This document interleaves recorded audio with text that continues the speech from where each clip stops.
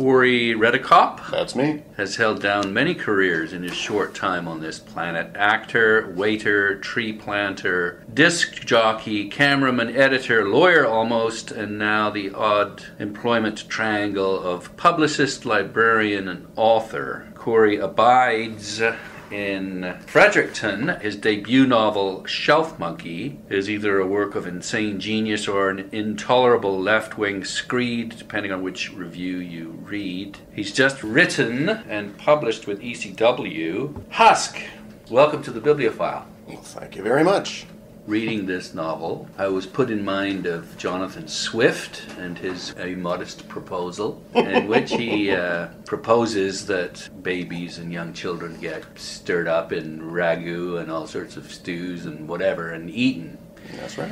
And the point that he's making is a serious one about the way that children are treated. And so perhaps we could start on that serious note.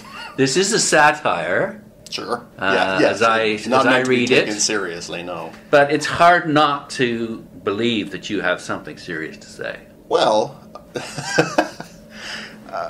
I think every book has something serious to say. I mean, but it's really up to the reader to figure out what that is. I've had people come up to me on both my books and point out things that I didn't even know were in there. I didn't intend that. First and foremost, for writing it, I just wanted to write a story that entertained me. I'm my own audience. That's who I'm writing for. I don't workshop my work with others like some authors do. It has to make you laugh. It has to make me laugh, and I have to be interested in it. That's why, this is actually technically my third novel. Okay. I trashed my second one. I had written about 70,000 words, and I reread it, and I realized I just did not care one bit about what I was talking about. So I just threw the whole thing away. Although I did recycle a couple of scenes in this one to save time. And this one, perhaps you could give us if not précis, an introduction to it. Well, I was at a festival, and Robert Huff, Hough, he's such a great novelist. He asked me to summarize it in one sentence. He helped me, and I think what he said was, it's about a lonely Canadian zombie with a day job who kills hobos. That's the premise. That's the premise. Yeah. Exactly. Yeah. I mean, when I started writing it, I didn't have a plot in mind. I'd actually tried to write something else as well. I wanted to write a zombie detective novel because I had an idea, and I still have it, but I could not get the voice right. Because I wanted it to read very Raymond Chandler-esque. Unfortunately, I couldn't capture the voice. It read very false to me, and I didn't want to write that because I wasn't having any fun. But I liked the idea of writing from the zombie point of view, even though I knew that I was going to have to take a lot of liberties, because zombies are very boring, actually, as personalities. I just started with the main character, whose name I didn't even know at the time, just waking up on the autopsy table and seeing where that took me. And I actually followed him out the doors into the wilderness of Toronto, and followed him from there. Only when I was re-editing it did I actually formulate it into an actual plot. Yeah. It was very not that it isn't meandering. If you're listening to me now, you know that I meander a great deal. But the zombie is anything but boring because he's a self-aware zombie. Yeah, there are a lot of novels about zombies, and there are a few written from the zombie's point of view. But in every single one, they're always the special zombie. Even the one, I can't remember the name of it, but it honestly was written far closer to the traditional zombie in terms of he was part of a horde of zombies, going around mutilating people, no other aspects to him, really. But still, he was special in that he could formulate thoughts. He was still a slave to his appetites, but he was certainly far more intelligent than any other zombie around him. He had a brain. He had a brain. Yeah. He had a brain. It was able to function. And every book that I've read that has that premise always does that, because you can't have a brain-dead narrator. I would be really impressed if someone could do that well and make it readable beyond 2 or 3 pages. So you have to take a lot of liberties. I felt bad about that at first, and then I thought, we're talking about people who arise from the dead and rot away in front of you. Liberties be damned at that point. If you're going to believe that, then you better be prepared to buy a lot more. So you mess up with it and you play with it. And, if people come up to me and say, I don't believe that you could actually use your intestines as a rope, then I would say, well, you know what, you're probably right, but why would you not buy that after everything else that came before it? If you believe in zombies, you're Exactly, yeah. Maybe that's my failure that I didn't fully explain the tensile strength of the lower intestine. Well, actually, your descriptions of the autopsy they're very detailed, and there's one line that stuck with me, and that was, hands on my chest again. This is the zombie. Then gone, then snipping, shifting something deep in me, a sucking sound, a boot extracting itself from mud. Mm-hmm. I'm writing it from the zombie's point of view, so I had to really think, like, if I was sitting there, what would I be thinking, and what am I hearing? What happens to him, because he gets up and he has been opened, his ribs have been removed, his heart has been removed, which is very, very upsetting to him on a metaphorical level, if nothing else. Yeah, because you can't really feel it. You can't feel it, but your heart, you've been brought up to believe that your heart is, that's the basket of your soul, and okay, it's on the floor. Yeah. There's something deeply obscene about that. Forget everything else. Forget the fact that your front is open like a pair of window shutters. That's what really distresses him. Yeah. But I approached it as I hope he would approach it, in a very clinical and detached style. I mean, people have said it's kind of gory, and it is. But I didn't try to, later on it happens a bit, but I didn't try to wallow in it. I tried to present it very matter-of-factly, because this is what he's going through. It's not meant to scare you. If you are grossed out, that's fine. The human body is a disgusting thing. Well, in fact, I've spoken to people who have done autopsies, mm-hmm. and it's very much the case. If you cut dead skin open, or twist and pull some liquid comes dribbling mm-hmm. out. Yeah. And it very much is disgusting. It is, yeah, exactly. Anything you see in a movie has been drastically cleaned up, even the really gross ones, because you can't capture how much stuff just comes out of you. That realization, the fact that we are, I don't want to say disgusting, but that's what our bodies are. Yeah. And putting your face almost literally into it is mm-hmm. what you're doing here. I see it as a commentary on, the fact that we are going to die, the fact that we are very much sort of creatures, mm-hmm. despite us having brains that enable us to think wonderful thoughts and create amazing universes. I lost the question. It's this juxtaposition, or it's this sort of in-your-face. He's got self-awareness. Yeah. He's able to see his own guts spilling out onto the floor. That in itself, just reading that, is a kind of an awakening or an alarming realization. That is true. I mean, I think it's probably his. I mean, his father died when he was young, so he understands mortality. But I don't believe anyone really understands mortality until they're faced with it in a serious, even if you've seen it, you've been through it with relatives, as I have. But still, until you've undergone it yourself, you really can't comprehend it. I mean, what he's going through is really what anyone goes through with any sort of disease. But it's also disbelief, though, isn't it? It is disbelief, because you can't believe it's happening to you. Yeah, I mean, I'm going to die? That's almost impossible to believe. It is. I don't believe that anyone can grasp it, really. I mean, you can't. Whether you believe something's going to happen at the end of it or not, you don't know what death is. You can't know what death is. And even... because it's the ultimate frontier, I suppose. Yeah. Although I don't like to think of it like that, because that makes it seem like there's a terrain beyond it, and I don't know if there is. Well, I want to believe there is, but I don't think there is. The irony, of course, is that in this book there is. It's kind of a... There is. I mean, you're right. It's ugly, but not so ugly. There's some humanity in it as well, which is, again, ironic. Are you talking about when he's actually dead, or beyond, when he wakes up again and he's resurrected? I'm talking about when he's resurrected. Okay, yeah. He's, despite eating human beings, he cares for his cat. Yeah. One person wrote me and said, "Please tell if he eats the cat, you tell me now, because I'm going to close the book." It's like, I would never do that. He eats a number of animals, but not his own. I felt there needed to be something to attach him to the animal world in some way. His mother is very sick, suffering from dementia, so that's no help. She's a zombie. She is. I used the phrase, I did not steal it, I asked James Morrow, the author, for permission to use it. He used the phrase tattered ambulatory cadaver in his novel Shambling Towards Hiroshima. And when I read it, I loved it so much. I found his email and wrote him and said, "Can I use that?" And he said, authors are allowed to steal from other authors, Yeah, so they're supposed to. Exactly. And that's what she is, and she belongs to, she's at basically the last step ward of the hospital, of the nursing care center. She's not, and unfortunately, not a great one. I needed it to have not a great one to cover over some plot holes, you know? Mm-hmm. I needed there to be an inattentive staff, because otherwise it wouldn't work, which is horrible.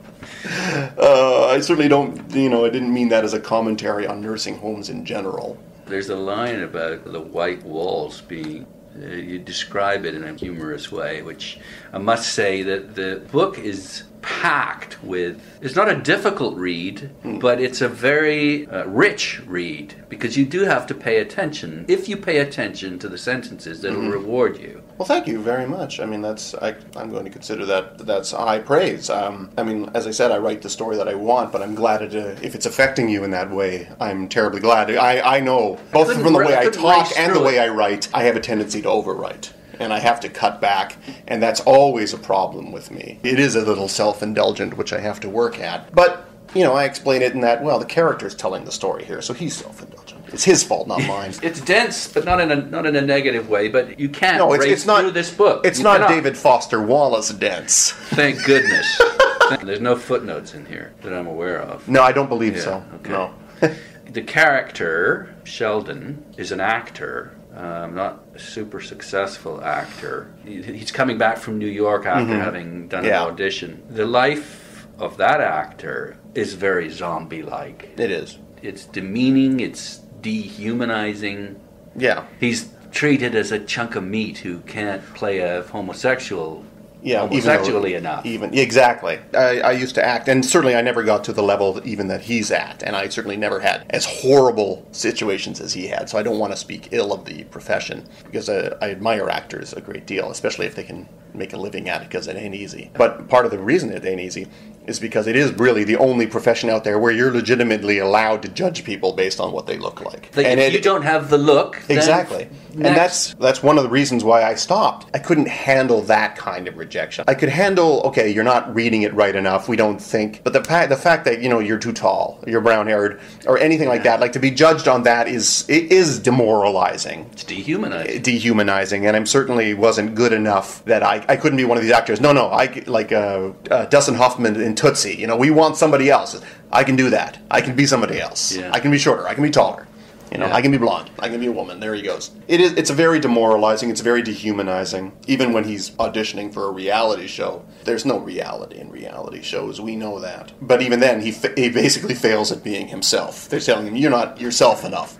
And he's always had that problem. He's never been able to be him, and I'm not saying that in real life he should be gayer. That's, stereotypical gayer. But he's never felt comfortable in himself because he's never been allowed to be himself. His mother was very judgmental, so he never came out to her. So he had a very hard time forming relationships because of I think because of the domineering mother, and the fact that he didn't feel comfortable coming out. When he finally does come out, he never forms long-lasting relationships, and he's in a job where he always has to pretend to be somebody else. So, and even when he becomes a zombie, he doesn't become a full-fledged zombie. He can't commit to that. He just can't go on the rampage because he's still got moral qualms. Kind of a wishy-washy zombie, really. But, yes. Well, it's a bit like a gangster with a conscience.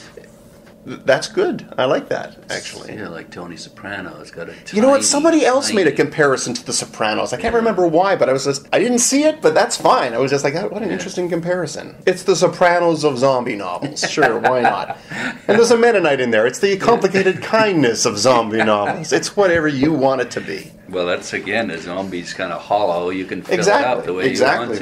That's what he is. He's a vessel for everybody else. He's not himself, and he doesn't really know who he is. And even finally at the end, he says, "I'm gonna zombie up." And even when he's with his agent, I don't want to give too much away, but it becomes apparent that he's a zombie. You can't hide that forever. So he becomes rather famous for being a zombie. They're trying to document him, and his agent is saying, "You're going to have to monster up some more. You're too nice.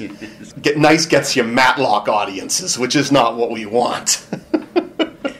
Yeah, now she's a bit of a zombie too. I see zombies in almost every freaking character in the book. Well, I mean, it's a very malleable creature, the zombie. Yeah. I mean, they serve as metaphors for anything, which I think is part of their strength and part of their weakness, because they can be used, so sometimes it can be really lazy. They're zombies. It can be, depending on how you deliver it, a very lazy message. And people have asked me, like, why are zombies so popular right now? And I think part of it is the message, part of it is the gore that you can do. But honestly, I think part of it is, you know what, they're incredibly cheap. It's much easier to make a zombie than a 30-foot monster. You take a person, you pale them up, you slap some meat on them, there you go, there's your zombie. As a movie character. Or even as a Halloween outfit. Exactly. I think that explains the rise as well, in that they're fairly cheap. That's why you're seeing a lot of those. They're not trying to make a message other than that. Yes, although again, as the reader, I'm overly tempted to pour as much into this idea of yours as I would never stop you. I'm not going to pull a Ray Bradbury and say you're completely wrong. For 50 years, you've been misinterpreting Fahrenheit 451. It's about television. I'm like, when I read it, you son of a bitch. That's right. Quit taking my book away from me. This is one of my favorite books of all time. Don't tell me what it's about now. You had 50 years to correct us. Well, let me keep pouring stuff in then, if I could. The fact that he's a homosexual love, the way he lives it, it's as much of it's sort of an addiction as anything. Well, first of all, the fact that his boyfriend is just a set of abs. Yeah, there is no love. And when you look at much of the homosexual culture, sexuality, you find, now again, I'm generalizing here, but a lot of it is not inhuman, but it's just fucking, it's just... I mean, I think I know what you're trying to say, but I certainly don't think that's something that you can only claim of homosexuality. Heterosexuality is the same. Yeah. What I'm reading here is again, this lack of humanity that a zombie would have. And the promiscuous, I know that there's a portion of that segment of the population that the lack of attachment is rampant. Yeah. And upsetting, as much for themselves as for anyone else. I don't feel qualified to comment on that. It certainly wasn't my intent to suggest in any way something demeaning. Heterosexual people are just as lonely and just as confused, and there certainly are there are tons of people out there of just fucking for the sake of fucking. I don't think you can segment it into just homosexuality. My intent was just from the character's point of view. He's had a time. I never actually considered him promiscuous. He's had some relationships, but he's never been able to take that step. I never saw him in my head, and I don't present him as a slut.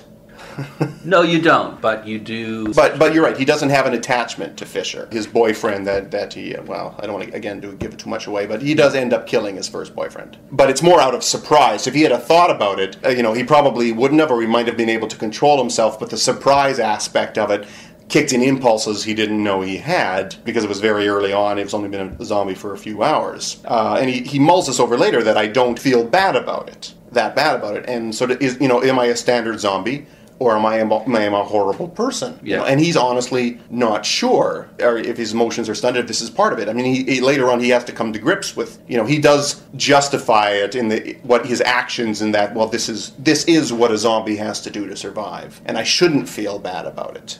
He does realize that you just can't go on murderous rampages. He's going to have to be very, very careful. I mean, I always meant that, but I certainly did not mean the character to represent some sort of view of the homosexual lifestyle. No, I'm not suggesting that you're trying to put any portion of the population down. Yeah. I'm just commenting on... I'm far more likely to put heterosexual people down than homosexual. Right. Heterosexual people are idiots. Well, yeah, this is an uncomfortable subject for some people. Well, it is. But you're right. It deserves to be talked about. Exactly.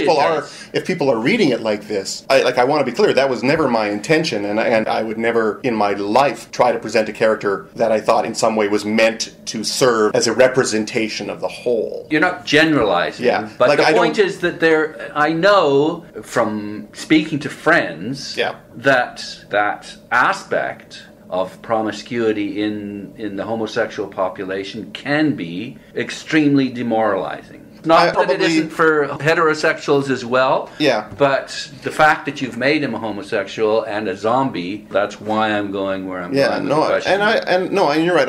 I mean, quite frankly, I didn't realize he was a homosexual until he killed his boyfriend. Because I thought, somebody's going to need to come in at this point. Let's ramp up the action there. And then I realized, holy cow, he's gay. I honestly, at that point, didn't know, and then it made sense to me because there's another aspect of him that he's never been able to feel at ease in because of the way he's been brought up. I have the deepest sympathy. I don't like the word sympathy, but I hate the fact that people are led to feel that they can't be themselves. Yeah. Like that. It's getting better, and it doesn't speak for everybody, but I hate the fact that people are brought up to hate themselves for something that is innately natural. It ends up in suicide. It can end up in suicide, or apparently Republican politics.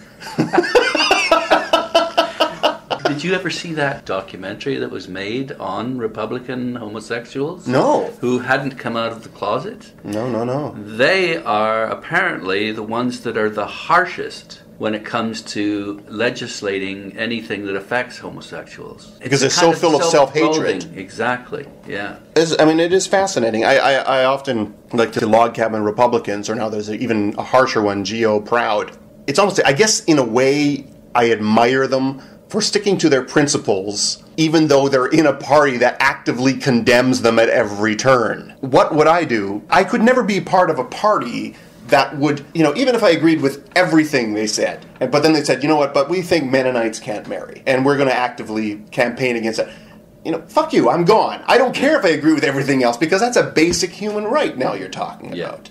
I think a lot of people, they should ask themselves that before they vote. I mean, if somebody is on this way, and they're saying, because people rationalize it, and they say, like, well, I'm not voting for that, I'm voting because of his stance on taxes. It's like, so you're saying that your lower taxes, are more important than another person's basic human rights. That's what you're rationalizing. And that's bullshit. If that's the case, just don't even vote. If you don't want to vote for the other person, don't vote at all. I mean, we've seen that, especially in the last American election. Like, they're just coming out of the woodwork, these nutcases who are on the science boards. There's no such thing as legitimate rape. And I hate them for making me hate them. Because I don't want to hate people. I hate hating people. But they're so disgusting.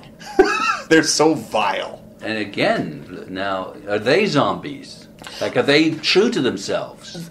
Exactly. Do they That's really not necessarily just a conservative thing. There are people who always vote party. But sometimes, do you have the courage to stand up to your party? They're told to toe the party line. Whoever's in power, that's what happens. Well, look at those, again, this is off topic, but those courageous 8 Tories. Yeah, who voted for cheap drugs for Africa. Africa. Being able to sell generic drugs. They didn't sell out. They didn't sell. Only 8 of the entire party. Used to be apparently 20. That's right. And now it's 8. Yeah. Only 8 had even the courage to say that they can't, in good conscience, vote for this bill. No, because it's keeping inexpensive drugs from saving lives. Exactly. You're condemning people to death for your politics. Yeah. That's what you're doing here. You are condemning these people to a very horrible death when, with the stroke of a pen, you could make their lives immeasurably easier. And so 8 out of fuck everything else. Fuck economics. Fuck all that. I don't care. It comes down to this. You voted that money is more important than people. And corporations, they're not people, but you voted that corporations are more important than a basic human need. And you know what the zombie tie-in there is? You look at Occupy Wall Street. Yeah. You look at the fact that a lot of these protesters are dressing up as zombies because they're objecting to the way that people are putting money ahead of life. I mean, I completely sympathize and I completely get it. So everyone in the Conservative Party, except for these 8, are zombies. That's one way of looking at it. I don't want to condemn everybody, but that is one way of looking at that, because I cannot believe that they all think this is a good idea. Unless we're missing something. Yeah, we're way off topic. We are. That's why I keep dropping in the zombie references. Yeah. Let's get back. Okay. Yeah, but I just don't want to say it's just a conservative thing. We all do that to an extent, and everybody does it. It just seems lately that it's more and more conservatives, but that may just be because that's my mindset. And if you're a Republican, you're just watching Fox News, which seems to be very key. And that's the reason why they can't believe, like, what did I just read today? Half of GOP voters believe that Obama stole the election. How is that possible that you're that ridiculous? are you really saying that? Or are you just afraid of black people? Or are you Tell just me the racist? truth. Are you just racist? And don't tell me that the Tea Party isn't racist. I'm sure they're not all racists. But boy, that party sure sprang to life fast when a black guy came to power. Yeah.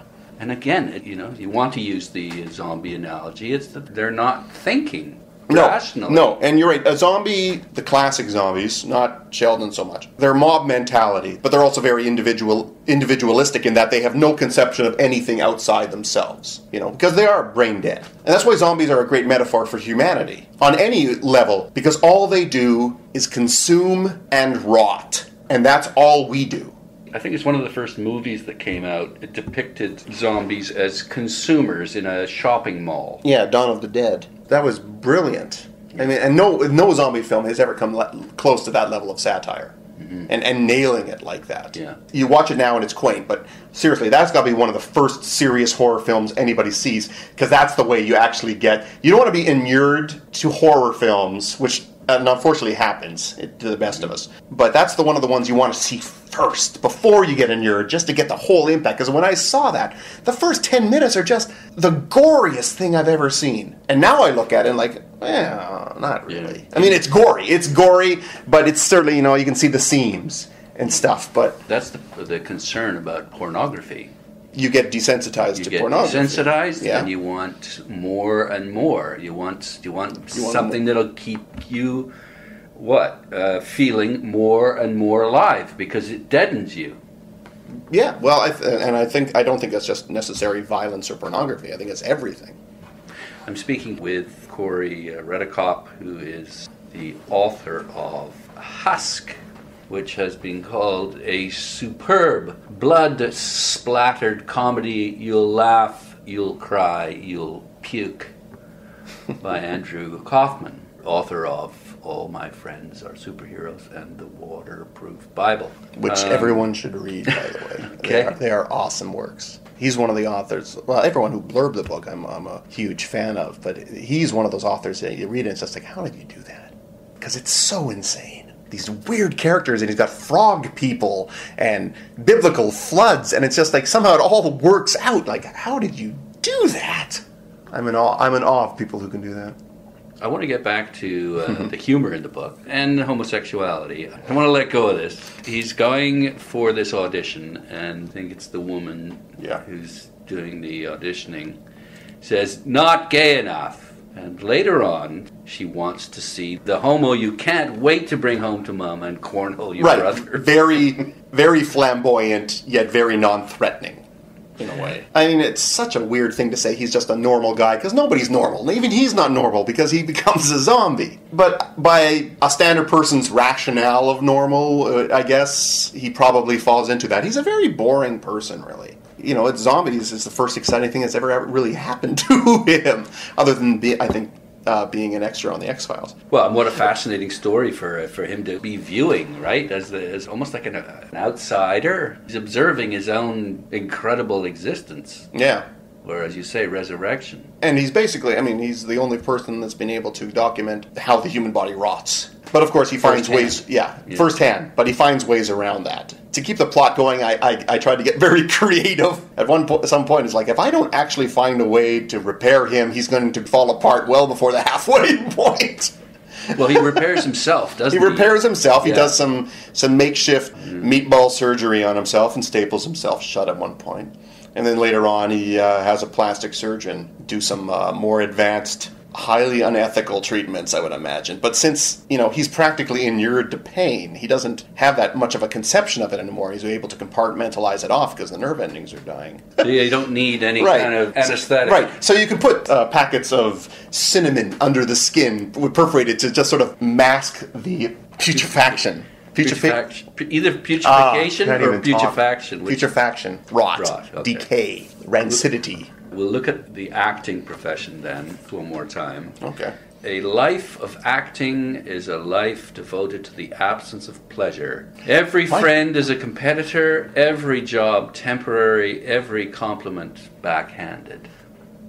Well, I think I'm overstating it, but there is a lot of that. Because you are going up for the same parts a lot of the time. Part of the human condition is jealousy. And there's a lot of it in that for people who are getting the jobs that you aren't. And you rationalize it, well, come on, look at his pecs. It has nothing to do with his talent. Look at that chin. That's genetics. That's the reason he got that part. So, at one point he says, with my face, which is not a horrible face, but hopefully I could get a job as a character actor, like doing best friend roles or something. And maybe by that way, he could he could transcend it like, who am I thinking of? Well, like the great character actors who've become stars, like Paul Giamatti. Mm-hmm. Is always my go-to guy lately, because he is an unusual-looking guy, an unusual-sounding guy, but he's magnetic. And he's been able to get to a point through perseverance and through a degree of luck, which is what every actor needs, to get the right parts to display his talent. And now he's been able to expand it and go beyond. It's like, wow, he can play John Adams. Let's move along then. He's been resurrected. He gets in touch with his agent. Her name is Rowan. And she had been given an empathy vaccine when she became an agent, killing the emotion processing modules in her brain and thus making her a highly effective contract negotiator. Another zombie. Please don't think it represents every agent. I needed a commanding character, but I didn't want it to be necessarily sympathetic because of what happens later on. Plus, I like nasty characters. In that same section of the book, you reference Sheldon's, let's see here, all thoughts about resurrection forgotten as the money signs shook their gold-dipped fannies at me. Did I write that? Yes, you did. That's not bad. $200,000, right? That's right. He's going to get $200,000. Now zombies are overwhelmed by money. This whole consumer culture that we're living in. Well, I think you can look at it like that. That really wasn't my intention. At that point, he needed a life raft that he would grab on in order to continue his existence. A very vile existence, because what he has to do to survive is vile. And I tried to present that very matter-of-factly, that rather than say sensationally or try to work up the suspense, because I wanted to approach it as he would approach it, even though he's feeling very queasy about it. But later on, it does become like going to a buffet. It's lunch. This is lunch, and if I'm hungry, I'm going to go pick up a drifter for lunch. No, back to the agent. I made her harsh in a way because of my background. Like, I went to law school and I articled for a few months before I quit. But what I realized is that for a good lawyer, or I think for a good agent, for a competent agent, you don't want someone who's going to be your friend. You don't want someone who's going to get involved in your life, who's going to feel empathetic towards you. You want somebody who knows the law, knows how to use the law, and won't have their judgment clouded in any way by your situation. You need a clinicalness to it. But by the same token, they also need to be able to ignore what's right and wrong and just go for what their client needs. That's true to an extent. Not all lawyers. Again, I guess Corey doesn't like to lie. That's why he wasn't a good lawyer. That's not the reason. No, but by the same token, lawyers must, in order to do their job, basically argue one side of the story. And they focus on that entirely, and they'll ignore everything else. They'll ignore everything else if they can. Sometimes legally they can't. Yes, within the bounds of the law. They won't necessarily do what's morally right. What's morally right is to defend your client to the best of your abilities. If you're presuming, as I did, that you are representing someone accused, you have to present them as innocent. Yeah. It's not your job to prove their innocence. It's their job to prove his guilt. You're not going to give them any help. Anything. But still, there are degrees. And again, we're off topic. But if something comes to your attention that is damaging to your client, that the other client doesn't know about, there is a huge gray area into the idea of, are you allowed to do this? You are technically not allowed to hide that. Because if it comes out, you're going to get disbarred at the minimum and set yourself up for huge lawsuits. You won't get a raise. You won't get a raise. You won't be made partner. You are not just representing your client in a way. You are representing the system. And if you are subverting the system, then the system isn't working. And then you are part of the problem. And now, certainly not every lawyer does that. The great degree of lawyers are terrific, but you can't deny that does happen. About winning, too, isn't it? It is an adversarial process. You are right. Well, instead of clubs, you've got statutes. Instead of knives, you've got case law.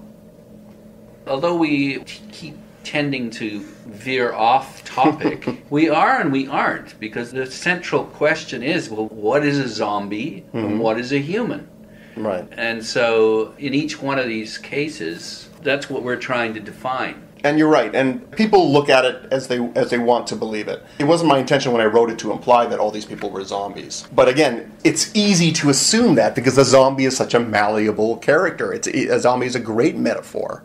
Yeah. I think in the book, though, and this is honestly something I didn't consider until I was rereading it, that since he's a homosexual, there's certainly an AIDS metaphor in there, and that the body falls apart. I think there's a more general just fear of disease in any form, and that what people have to go through. Fear of death. Fear of death, but also fear of having your body fail you. It is a disease, is what he has. It's just, he just can't take pills to make himself feel better. He has to commit cannibalism. Although it isn't cannibalism because technically he's not human anymore. That becomes your prey, not your species. But also when I look back on it, I wonder if, I've had members of my family pass away because of disease. I don't know if I've ever dealt with it properly. I don't know, like in the ways that people deal with it.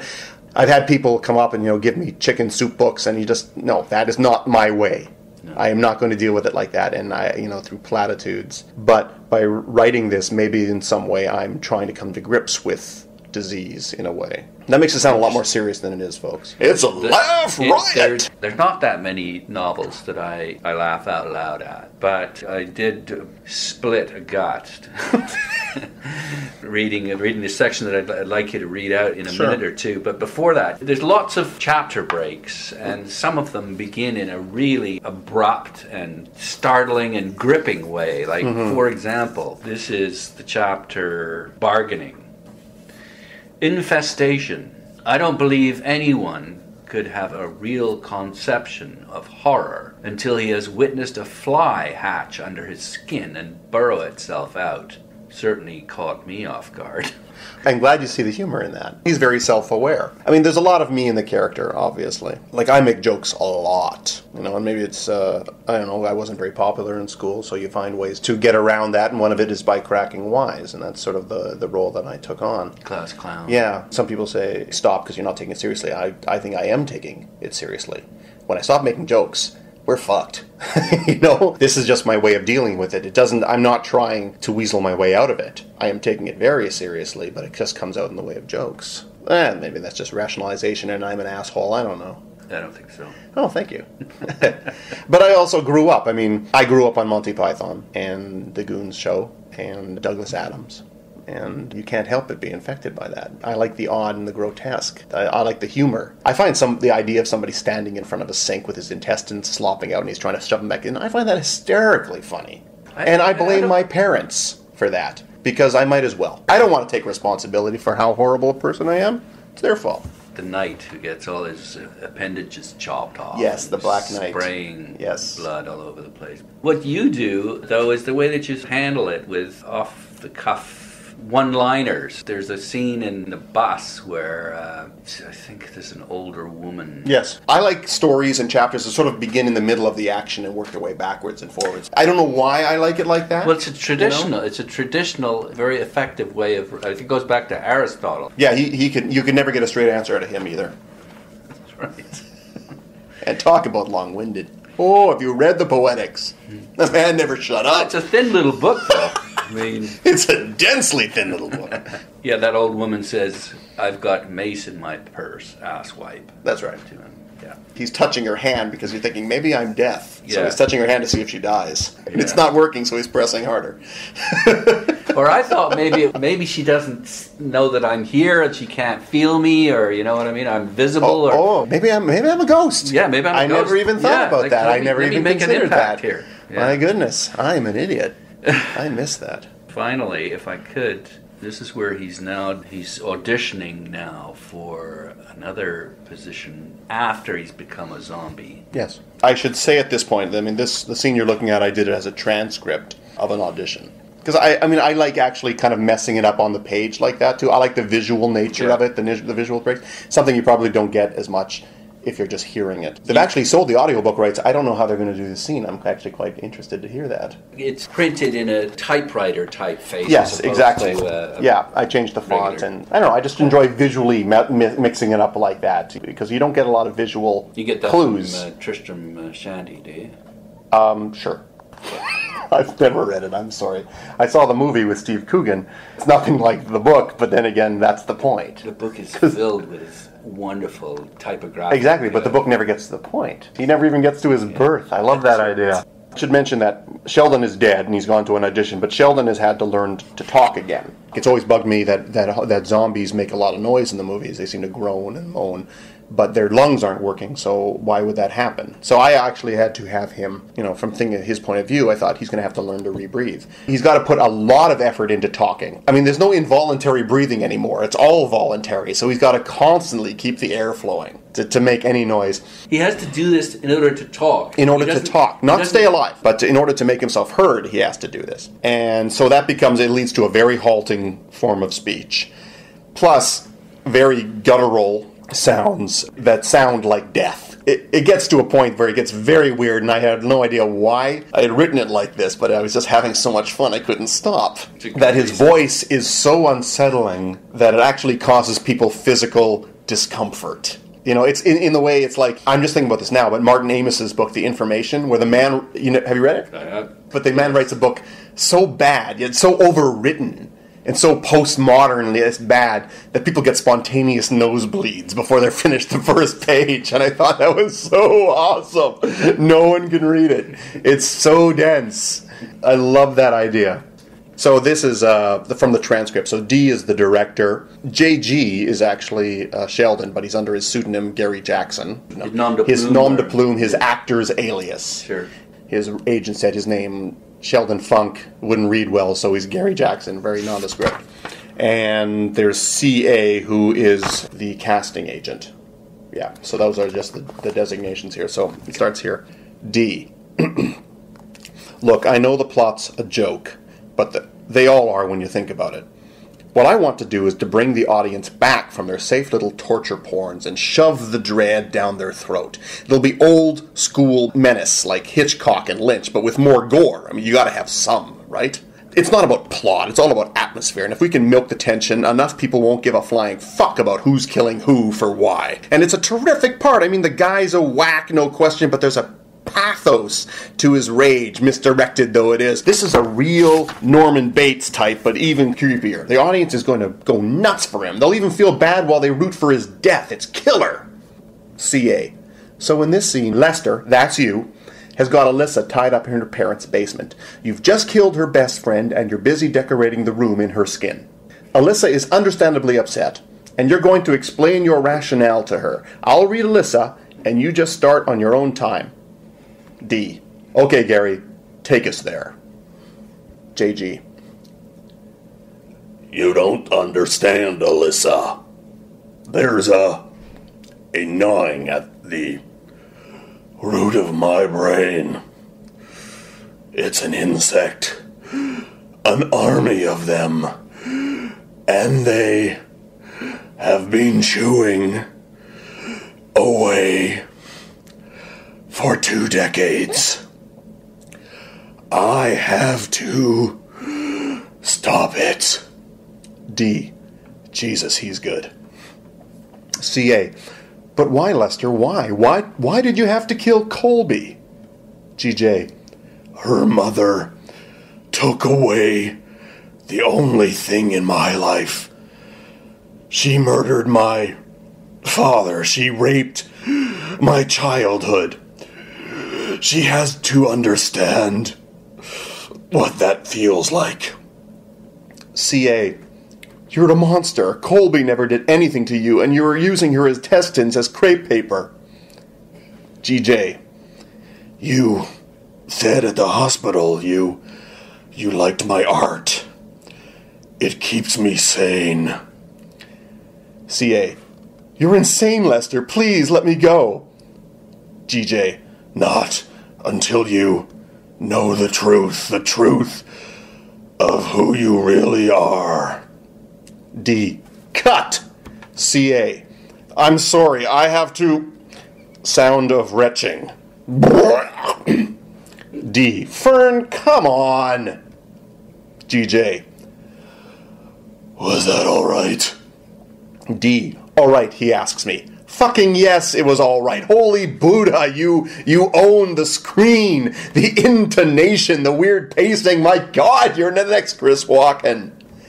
GJ. Thank you. CA. We've got your number, and we'll call you next. D. No. Fuck that. I want him. CA. Zed, we have to talk about this. D. What's the talk about? The guy is perfect. I mean, look at him. Gary, my man, you are in. CA. Zed, it's not that simple. We still haven't heard from all interested parties. D. Linda, who's the director here? Don't answer. I am. And this is who I want. The backers want someone else. We'll show them this tape. They will fucking flip for him. CA. Zed, I'm sorry, Gary, but Zed, we can't cast him. He's hideous. The producers won't stand for it. They want Hollywood horror, not horror. No offense, Gary. GJ. None taken. CA. Oh, it's very strange. For Sheldon to survive his death without falling apart at the seams, he must find a way to balance family, career, and cannibalism. If only he can hide his secret. If only he can stop killing hobos. If only. Husk, the story of the Every Zombie by Corey Redekop. Thank you. Well, thank you.